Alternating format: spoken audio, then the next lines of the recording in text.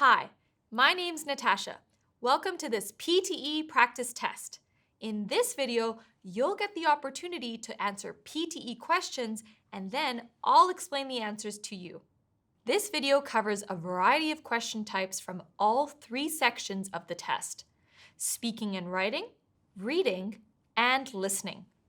The practice questions are designed at the same level of difficulty as the actual PTE test questions.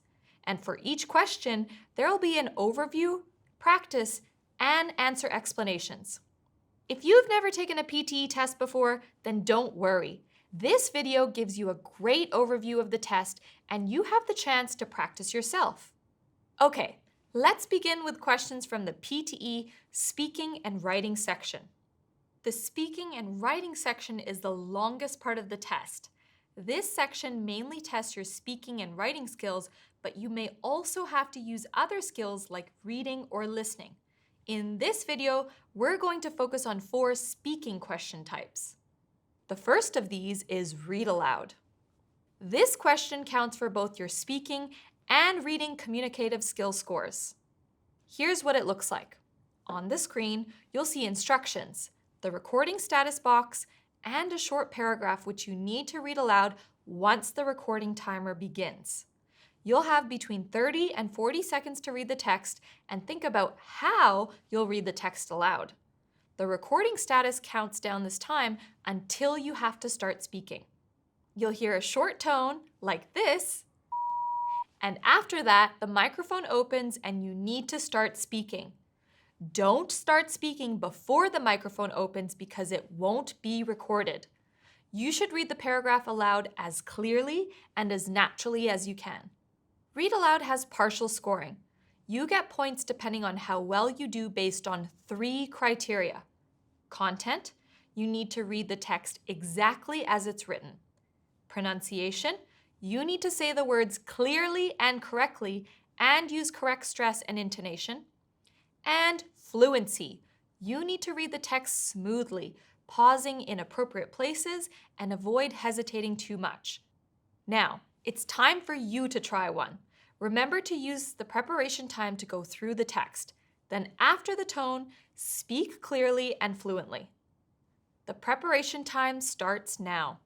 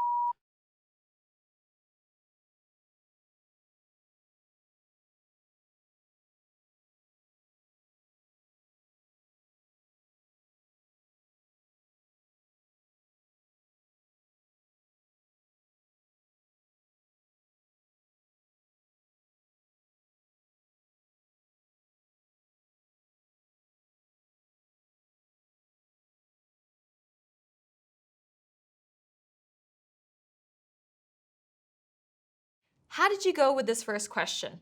It's a pretty straightforward question type. Let's have another look. For read aloud questions like this one, my first tip is that during the preparation time, instead of just reading the words in your head, it's better to whisper the text out loud as you read.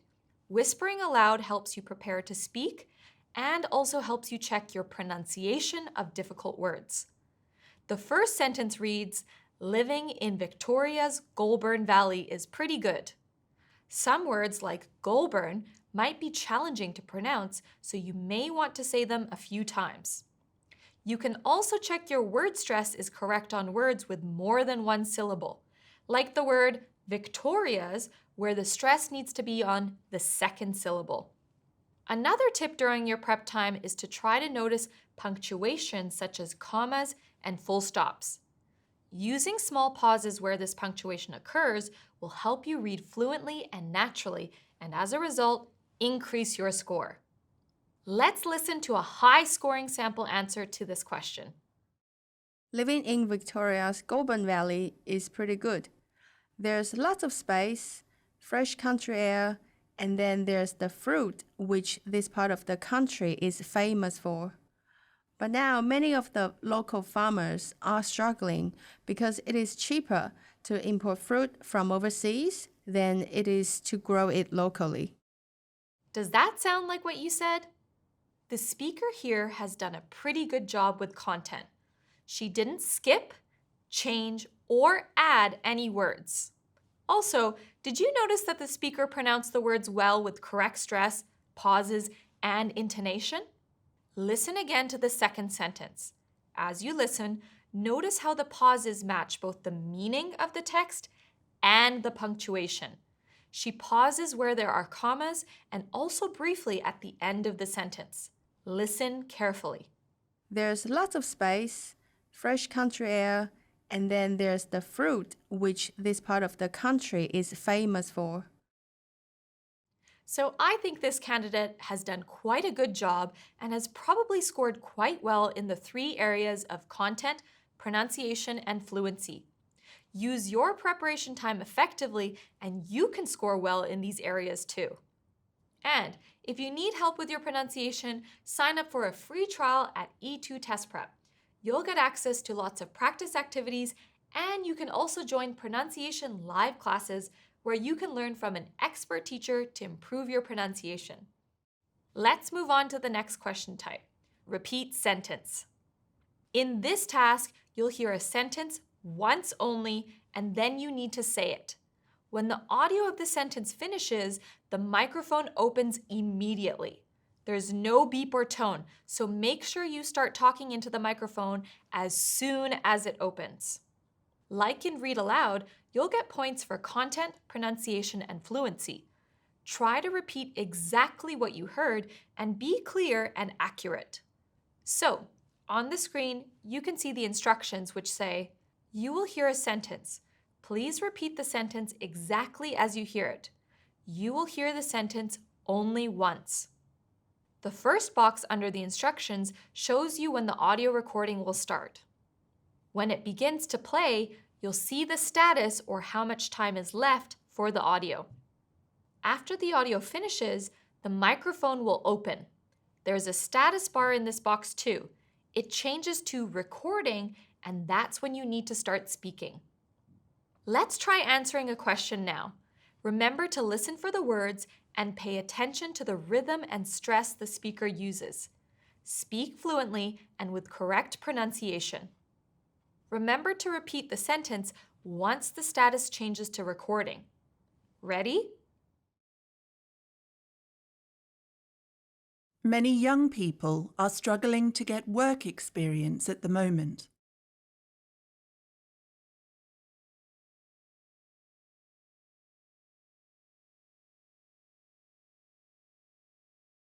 Okay, how did you go? You probably realized you need to listen very carefully to the sentence. If you don't hear it properly, you won't be able to say it correctly. Make sure you understand what the speaker says and try to listen for the parts that are being stressed. These are the parts said a little bit louder or longer. Notice how the words young, struggling, work, and moment are all stressed. These words help the natural rhythm of the sentence. Many young people are struggling to get work experience at the moment. The sentence can be broken into 2 phrases or parts. You can hear this in the rhythm. Many young people are struggling to get work experience at the moment. So, when you answer this type of question, listen to both what the speaker says and how they say it. Practice by listening to other audio and recording yourself speaking. Then, check your own fluency and pronunciation to see if it sounds the same. The next question type is describe image. This is a bit more challenging than the previous 2 questions because for this one, you are shown an image and then you have to use your own words to describe it. On the screen, there are some instructions, a recording status box, and the image you have to describe. For this question, you could see one of a few types of images, such as a picture, a diagram, or process, some type of graph, a table of information, or even a map. You'll have 25 seconds to study the image and prepare. You'll then hear a short tone that sounds like this. The microphone will open, and then you should start speaking. You'll have 40 seconds to describe the image. You'll be scored on the content of your response, your pronunciation, and your fluency. So, these criteria are the same as those in the read aloud and repeat sentence tasks, and you'll have 3 or 4 of these questions on test day. It's worth noting that the content scoring criteria is a little different in this question than it was in the earlier ones. That's because here you need to use your own language to describe the main elements in the image. For your content score, make sure you describe all the important things you see in the picture and also important relationships between elements in the image. Also think about any changes or developments and finish with a conclusion by giving a summary or saying something about what you think might happen next. Of course, you don't have to describe the picture absolutely perfectly, and a few ums and ahs are pretty normal when you're describing what you see. Have a go at this task, and then we'll go through a sample response. Start speaking after the tone. Your preparation time starts now.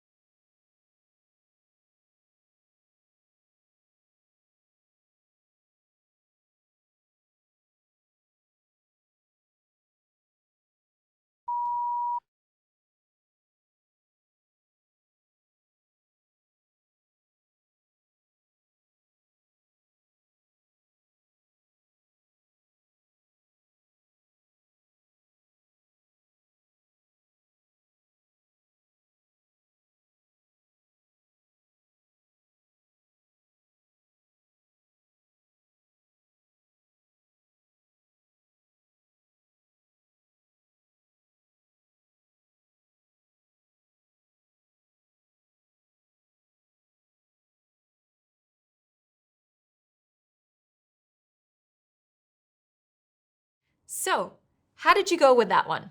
25 seconds to prepare and 40 seconds to speak goes pretty quickly, doesn't it? Have a look at the image again. I'll show you some of the key elements to include for a good content score in this question. So we know this image shows a market. Some of the key elements are the building and structures, the people who are doing different things, and the features of the market and environment. Because this is a static image, there may not be any clear changes or developments to highlight. However, the composition or layout of the image and key actions of the people in the image are important content features. You can describe relationships between the people and the place. And you might want to think about a conclusion. After describing the different elements and relationships in the image, you could finish by saying something to summarize the entire image. Let's listen to an example response to this question. You can read through the transcript as you listen. This image depicts a building named Market Square. The market is busy with many people walking, standing, and sitting. In the foreground, people are sitting at long benches. Directly in front of the market, people are standing and walking. At the front on the right of the building, there's some women's clothing for sale and artwork below. On the left at the front, there's a variety of trinkets. It's unclear what is inside the market, but it doesn't appear to be food. The building has a triangular roof with several chimneys or wind tunnels along its length. Behind the building is an elevated road. In conclusion, the scene shows a busy market with people shopping and relaxing. So this is a pretty good response. There is some repetition of words or phrases. He mentions that the people are sitting and standing a couple of times, for example. But his pronunciation is clear, and even though he has quite a fast pace, he speaks fluently without hesitation. Notice the content and organization of this response. The candidate described the picture and used language to say where things were located in the image. He talked about the building, the people and the objects, and what the people in the picture were doing. He then went on to give extra details about the style of the building and what was behind it. He ended with a conclusion summarizing the entire image.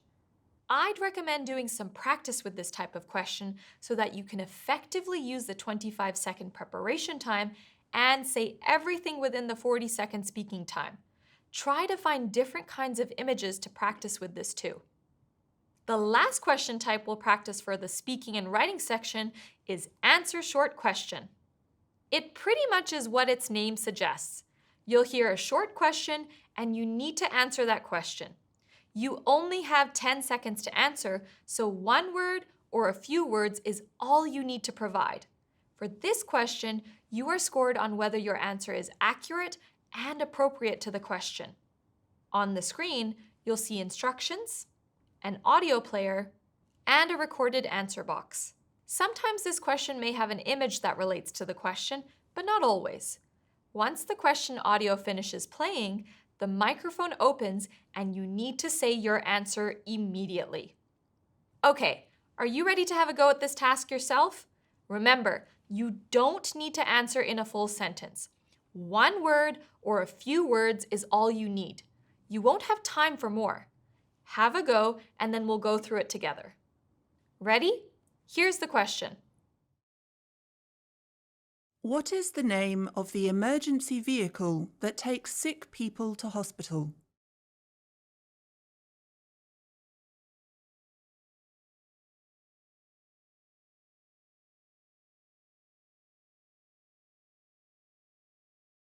How did you go? Did you hear and understand the question? So the question was, what is the name of the emergency vehicle that takes sick people to hospital? One tip when you're doing this question is to listen for key words in the question. These words will help you answer it correctly. For example, the words emergency vehicle, sick people, and hospital all help you understand what the question is actually asking and direct you to the correct answer. Even if you don't know or hear some of the key words in the question, you may still be able to make a good guess. For example, even if you only heard vehicle and hospital, you could probably make a good guess about the answer. And remember, you don't need to answer in a full sentence. You can just say the word or phrase needed to answer the question. So you could have answered this question with one word, ambulance, or you may have answered an ambulance. Both are correct. It's good to think about what answers would not be appropriate here too. For example, the question asks for the name of the emergency vehicle that takes sick people to hospital. If your answer was emergency vehicle, this would be inappropriate. Even though your meaning is kind of correct, you'd be using the same words that are in the question, so it would be incorrect. If your answer was doctor, this would be incorrect too. The question does not ask about the person who helps sick people. It asks for the name of the vehicle. Also, if you answered police car, this would be incorrect as well. It is a type of emergency vehicle, but it's not the type of vehicle that takes sick people to hospital. For this task, make sure you focus on the question. It's designed to test everyday vocabulary. It's not a test of expert knowledge. If you would like more speaking practice questions, assessments, or mock tests, check out e2testprep.com and sign up for free. Okay, let's move on to the next section of the PTE exam, the reading section. There are 5 different question types, including one that tests both reading and writing.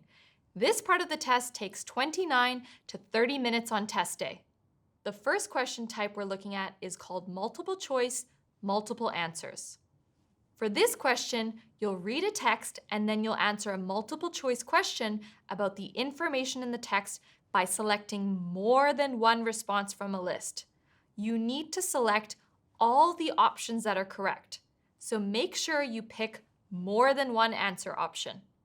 On the screen, you'll see some instructions at the top, the reading text on the left, and the question prompt, and answer options on the right. It's important that you're aware of the scoring for this question type. Remember, you have to select more than one answer based on the information in the text.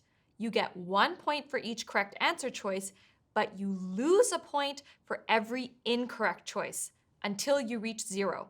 So you really have to choose carefully here. The text for this question type can be up to 300 words long. I'd recommend starting this task by reading through the whole text very quickly so you can get a general idea of what it's about.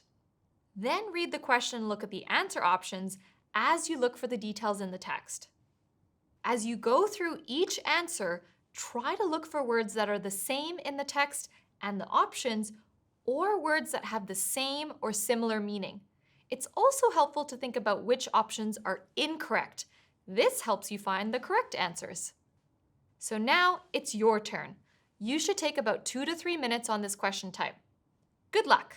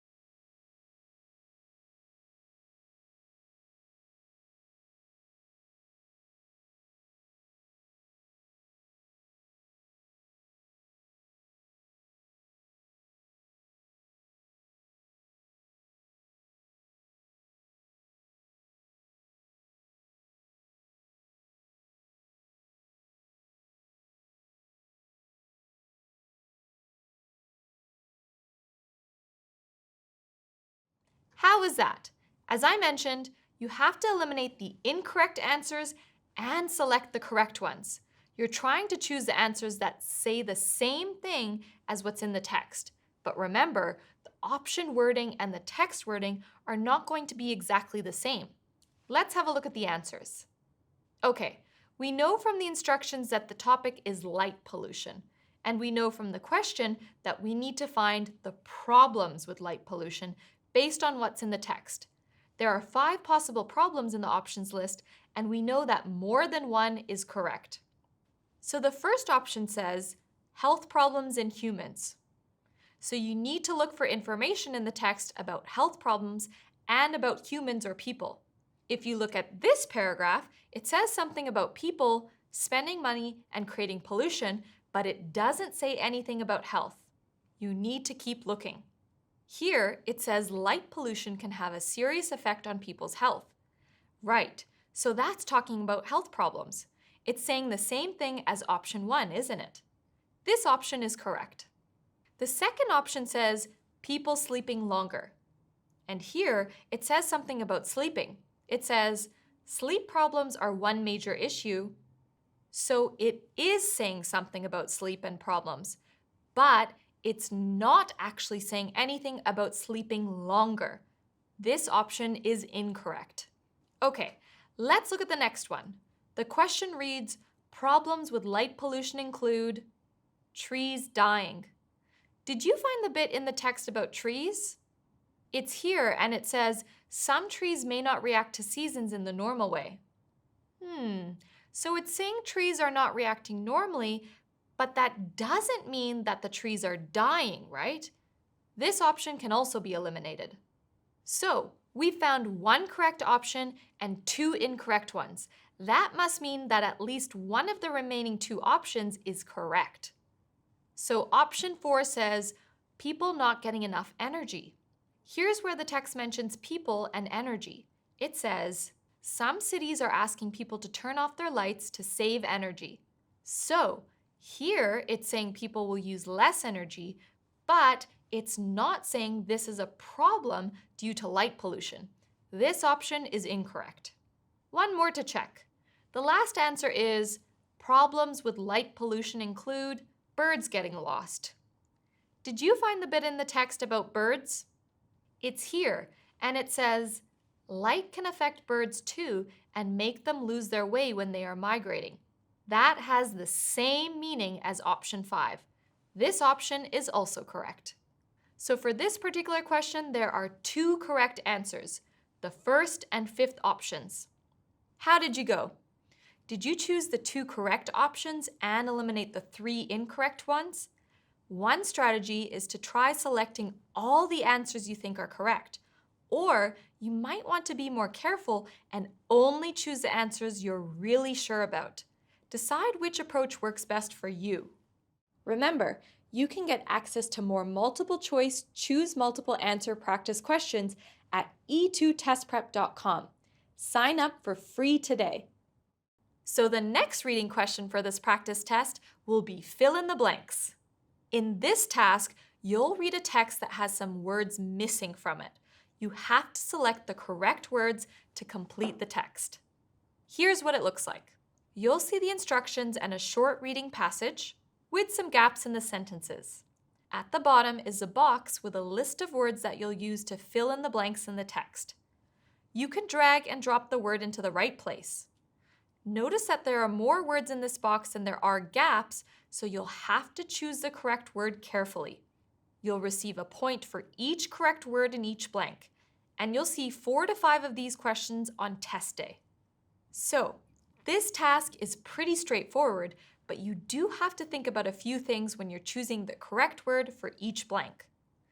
Each word needs to make sense within the actual sentence.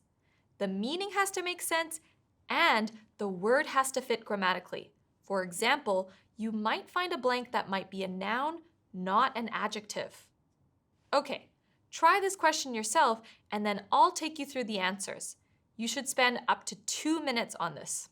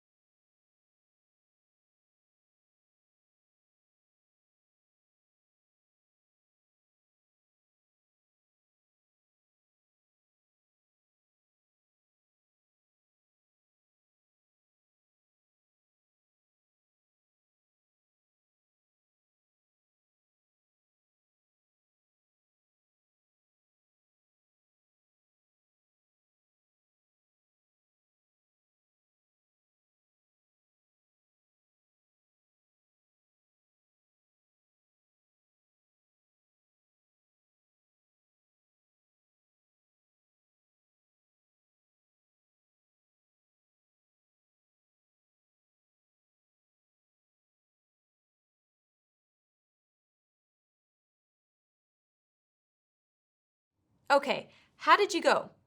The text is about an unusual topic, right? Anti-fairy tales. Pretty interesting. So, did you put the right words in the blank to complete the task? Let's go through the answers. Look at the first blank in the first sentence. An anti-fairy tale is a tale which, unlike an ordinary one, has a rather than a happy ending. So here the words rather than are going to be helpful. They show that we are comparing two different things. This rather than that. This sentence is comparing types of endings. It says a something rather than a happy ending. So we need a word with an opposite meaning to the adjective happy. The word tragic is the correct answer for this blank. It's an adjective and it has a similar meaning to sad, so its meaning is opposite to happy. The next gap comes here. While fairy tales paint a magical, perfect world, anti-fairy tales paint a dark world of and cruelty. So we know we need a word that connects to and cruelty. The word cruelty is a noun, so we're looking for another noun. Well, happiness is a noun. Anti-fairy tales paint a dark world of happiness and cruelty? Well, that doesn't make sense with the meaning in this sentence. We need a word to describe the world of anti-fairy tales. Here the answer is nastiness. Nastiness and cruelty. Did you choose the correct word? Actually, this is a great way to approach these questions. For each blank, go through the different word options, try them in the sentence, and think about how they sound and what they mean. Even though some words will fit grammatically, remember that the meaning might not make sense. Let's look at the next blank. So this sentence lists some of the topics in anti-fairy tales. Such stories incorporate horror, comedy, mean-spirited practical jokes. If you look at the wording here and the punctuation, you can see we need a word before comedy, an adjective to describe the kind of comedy it is. There are two remaining adjectives in the list, boring and black. The correct answer here is black comedy. This answer relies on your knowledge of the meaning of this term. Black comedy is about unpleasant things, but done in a funny way. This meaning matches the description of anti-fairy tales, so this answer is correct. So, there's one more blank, but there are still 4 words to choose from. Remember that there are more words than blanks for this question. So the last blank is here. Mean-spirited practical jokes, cruel plot, and biting satire. We can see the adjective cruel here, so we know we need a noun here. The nouns remaining in the list are twists, events, and happiness. The correct answer is twists. Plot twists describe an unexpected change in a story's plot or direction. Plot events fits grammatically, but this is not a collocation. So, how did you go with this? Remember, this is a test of your understanding of both meaning and grammar. You'll also have to rely on your understanding of vocabulary and collocation. Before test day, try to develop your vocabulary knowledge by reading a variety of text types. Focus on the way words are used together in the text.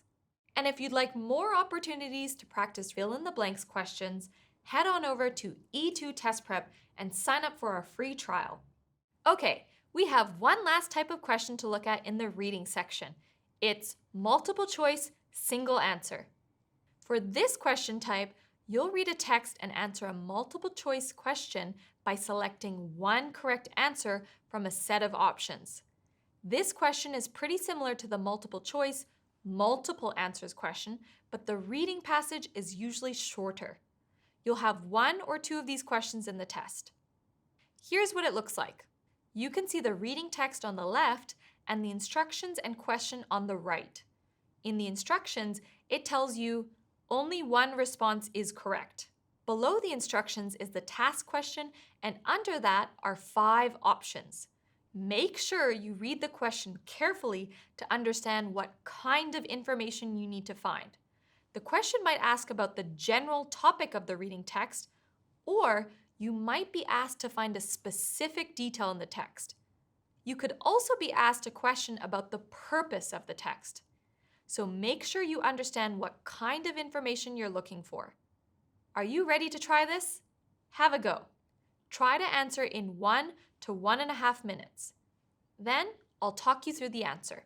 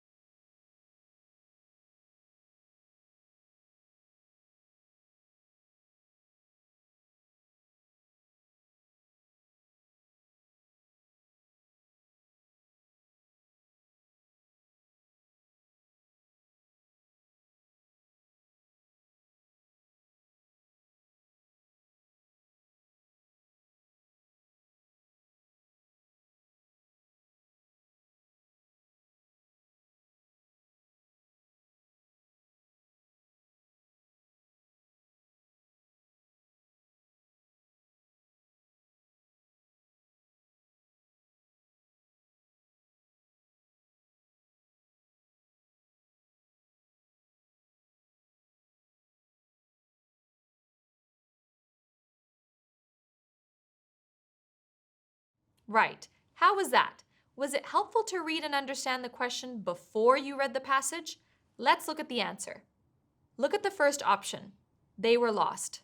The passage says they were traveling to Antarctica and the weather deteriorated.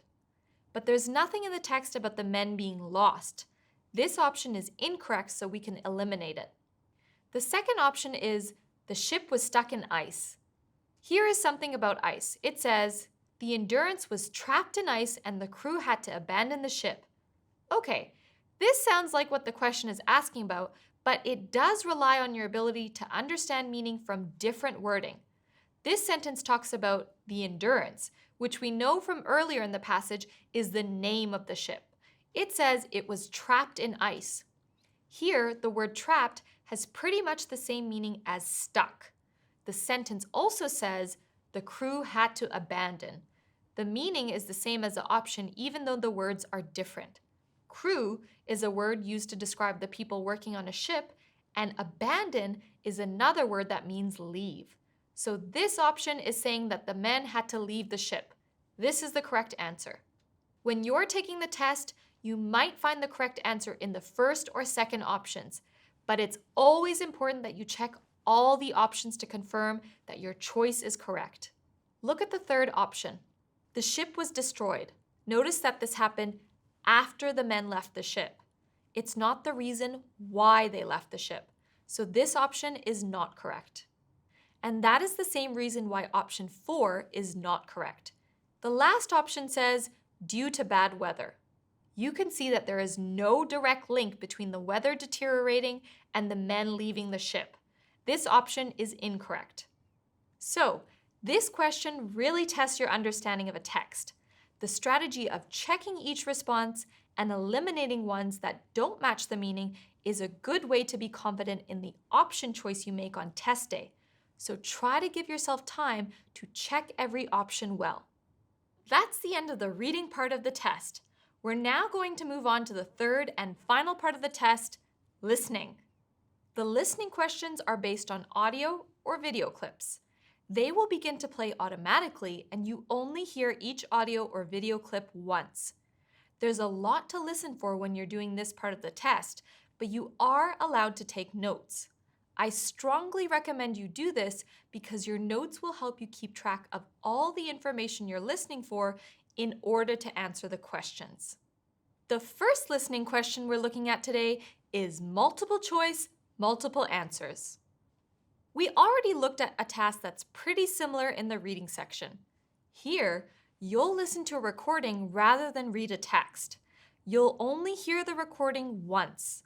Like the reading task, for this one, you'll get a question prompt and need to select more than one correct answer from a list of options. Here's what it looks like. On the screen, you'll see the instructions, the question prompt, and options under that. And on the right is an audio box. You can see that this example is going to be an audio recording, but on test day, you might have a question that is a video recording instead. You'll only have a few seconds to prepare before the recording starts, so use this time to read the instructions and the question prompt. One tip for this question type is to take notes while you listen to the recording. This is really helpful because you can't listen and read the question and options at the same time. If you try to do that, you'll end up missing information in the audio. So just listen and take notes. Note down the main points as well as any supporting details such as dates, times, places, names, or events. Then use your notes to answer the question once the recording has finished. You'll see one or two of these tasks on test day. Choose your answers carefully because this question type has negative marking. This means that you'll get 1 point for a correct answer, but you'll lose 1 point for an incorrect answer. You won't ever be less than 0 though. Also, remember that you need to select more than one correct answer for this question type. Like the reading task, you should check each option carefully. Eliminate the incorrect ones to help you confirm that you have chosen the correct responses. Okay, are you ready? Have a listen and try answering the questions.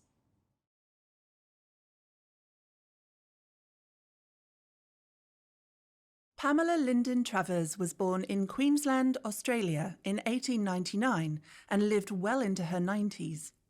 She was a writer best known for the Mary Poppins series of children's books, which feature the magical English nanny Mary Poppins.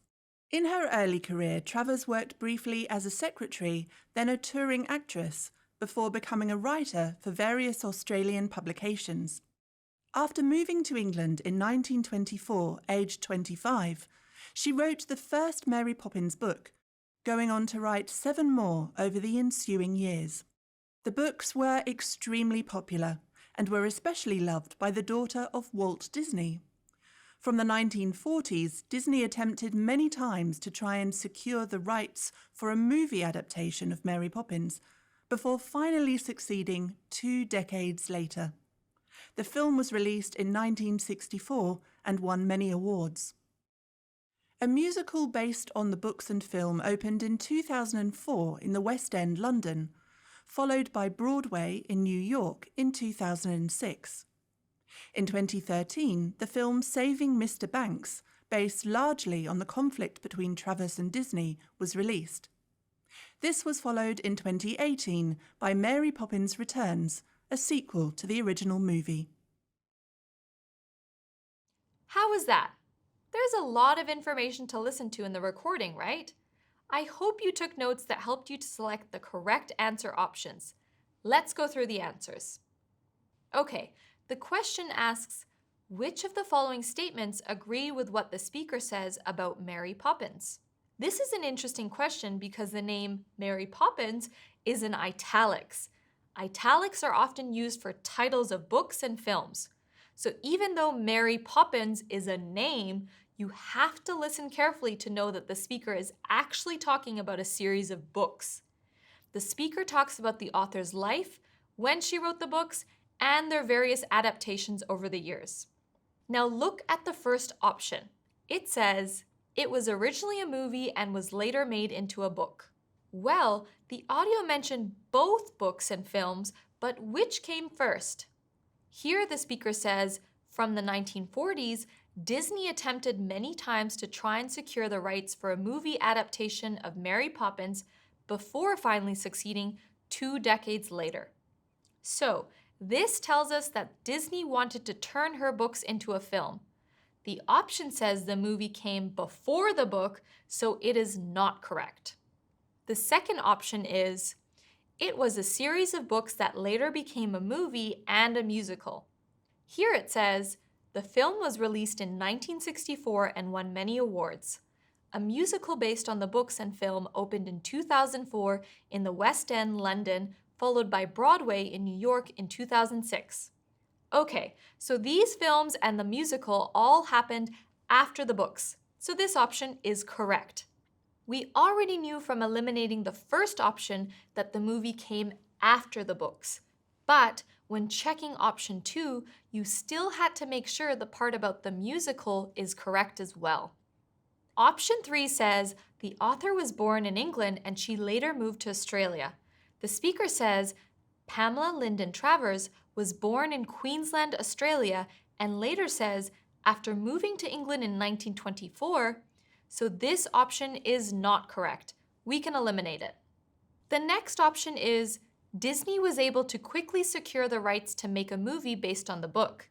It does say something about Disney wanting to secure the rights to make the film, but look at the entire sentence and the full meaning of what it says here. The sentence is, Disney attempted many times to try and secure the rights for a movie adaptation of Mary Poppins before finally succeeding 2 decades later. The phrases attempted many times, finally succeeding, and 2 decades later all tell us that it took Disney quite a long time to secure the rights to make a movie, so this option is incorrect. Let's look at the last option. We know from our process of elimination that this one should be correct because we've only chosen one correct answer so far, but you should still check it carefully. Right, this last option says it was a series of books targeted at children, and here it says she was a writer best known for the Mary Poppins series of children's books. So this answer is correct. This question has 2 correct answers, the second and fifth responses. So that's how to answer this type of question. I definitely recommend doing some practice questions in our PTE course at e2testprep.com. The next question type is multiple choice, choose single answer. For this task, you'll listen to an audio recording or watch a video and then answer a question by selecting one correct response from the list of options. On the screen, you'll see the instructions at the top with the question prompt and options under that. There's also a box with the audio recording and the status bar. You'll have a few seconds to read the instructions and the question prompt before the recording starts. The question asks, what does the speaker say about stories? This information is helpful because it tells us the topic is stories. There are 1 or 2 of these questions in the test. You will receive a point for selecting the correct option. This question type can test a variety of skills. The question can check your understanding of the overall idea in the recording. It might check how good you are at locating a specific piece of information or understanding the speaker's feelings about something. The question could also be about identifying the reasons why someone says something. Remember, you'll only hear the recording once, so take notes while you're listening. Also, make sure you check all the options, eliminate the incorrect ones, and check you have one correct answer selected.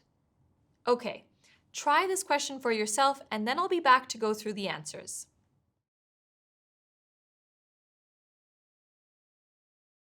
Seen in every culture, used throughout the centuries, and understood from even the youngest age, stories are a powerful tool for both teaching and learning. Great leaders in past eras have built empires, founded religions, and even inspired nations by the stories they've told. Similarly, when it comes to engaging Gen Y, never underestimate the power of narrative. A postmodern generation is nowhere near as interested in whether something is right as they are in whether something works. The best way to show that a principle works is to place it in the context of experience through stories. So the question was, what does the speaker say about stories? Let's check the answer. The first option is, unfortunately, stories don't work very well with Gen Y. But look at the transcript. It says, when it comes to engaging Gen Y, never underestimate the power of narrative. The word narrative has a similar meaning to story. The sentence says, never underestimate, meaning that we should not think something is smaller, or in this case, less powerful than it really is. So this option is incorrect. Stories do work well for Gen Y. So option 2 is, important rulers and generals have used stories effectively in the past. Here the recording says, great leaders in past eras have built empires, founded religions, and even inspired nations by the stories they've told. Leaders can refer to rulers and generals, and it says they use stories effectively. The audio says the leaders have done good things using stories. These meanings match. This option is correct. So we've found the one correct answer, but we should still make sure it's correct by checking and eliminating all the other options. The third option is, narrative has become less effective in modern times. Well, the first sentence in this audio says something very different. It says, seen in every culture, used throughout the centuries, and understood from even the youngest age, stories are a powerful tool for both teaching and learning. The meaning here is that stories were and still are effective. This option is incorrect. So, the last option relies on your vocabulary skills and you listening to the context of what's being said. It says, some generations don't like to work at understanding stories. To work at something means you have to make an effort to try hard. This sentence says something about work. A postmodern generation is nowhere near as interested in whether something is right as they are in whether something works. But this just means they're interested in whether something succeeds. This is not the same meaning as the last option, so that option is also incorrect. How did you go? Try to get in some practice with listening for different kinds of information and tone of voice as you prepare for test day. Okay, the next question type is select missing word. This listening task is pretty fun. Like other listening tasks, you'll listen to a recording or watch a video. But in this question type, the recording ends with a beep before the speaker says the last word or words. There's a list of options to complete the recording, and your job is to select the most appropriate one. This task is a bit different because you have to predict what someone is going to say next. On the screen, you'll see the instructions, a list of options, and the box for the recording. There are 1 or 2 of these questions in the test. You will receive a point for selecting the correct option.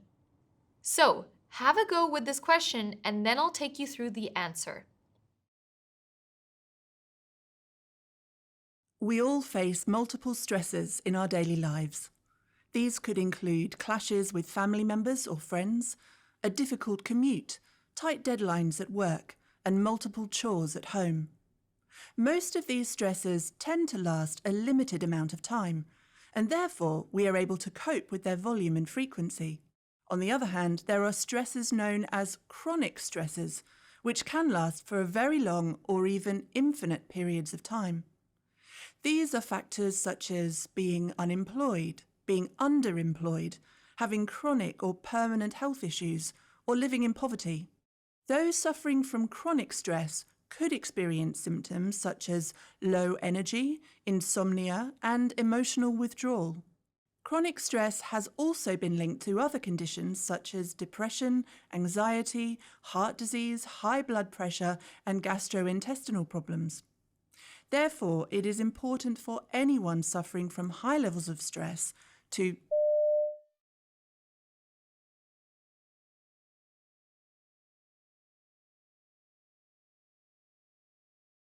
How did you go with this question? Were you ready for the end of the recording when it came? Did you manage to take some helpful notes? The first option is face health issues. The sentence would be, therefore, it is important for anyone suffering from high levels of stress to face health issues. Well, that doesn't make sense because the sentence is making a suggestion about doing something to deal with high stress, and facing health issues wouldn't help with that, nor is it something people can choose to do. This option is incorrect. Now, let's take a look at the second option in the sentence. Therefore, it is important for anyone suffering from high levels of stress to have chronic stress. That makes no sense here because it would be saying that it's important for people with stress to have stress. This option doesn't add new information to the sentence, so it's incorrect too. The third option would be, therefore, it is important for anyone suffering from high levels of stress to see a doctor. Well, that makes sense. The speaker talked about a range of health problems resulting from stress. A suggestion for someone with high stress levels to go see a doctor is a logical suggestion. The meaning of this option in this sentence is correct. The option is correct. To be sure of our choice, we need to also check option 4.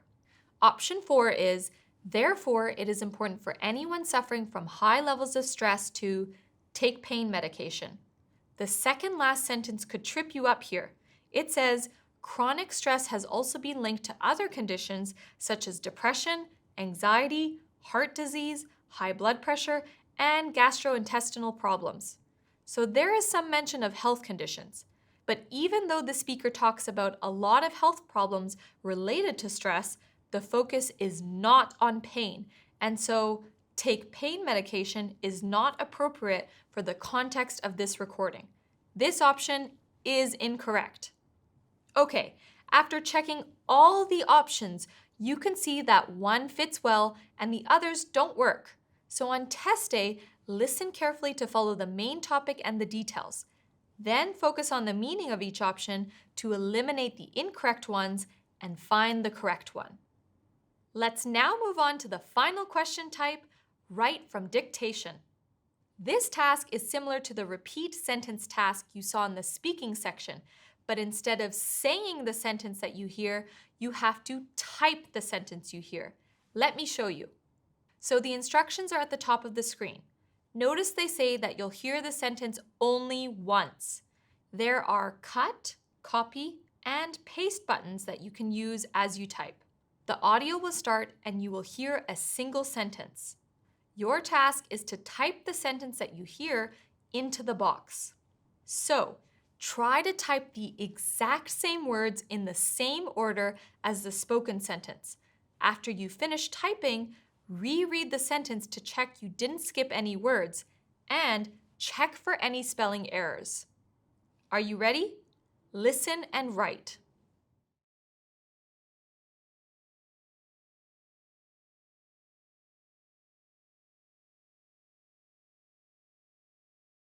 Register online if you would like to receive further information.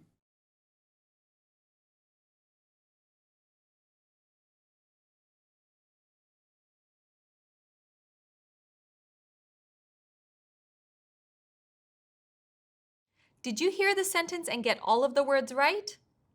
So this is the sentence you heard. Register online if you would like to receive further information. And this is what you needed to type in the response box. Register online if you would like to receive further information. Did you get that? If not, here's a few tips to help. First, try to listen really carefully so you actually understand the sentence. When it makes sense to you, it will be easier to remember. Start typing as soon as the audio finishes so you can get every word you remember into the text box. Don't worry too much about spelling or grammar at this point. You can check this later. After you finish typing the sentence, check and edit it.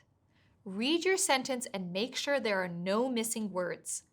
Check that your grammar and spelling are correct too.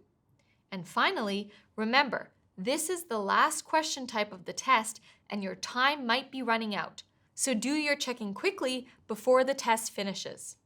And that's it. Well done. We've now finished this PTE practice test. You should now have a much better understanding of how the test works, what kinds of questions you'll face, and what skills you need for each task. Remember, if you're needing help or are looking for more practice material, sign up for free at e2testprep.com. Best of luck!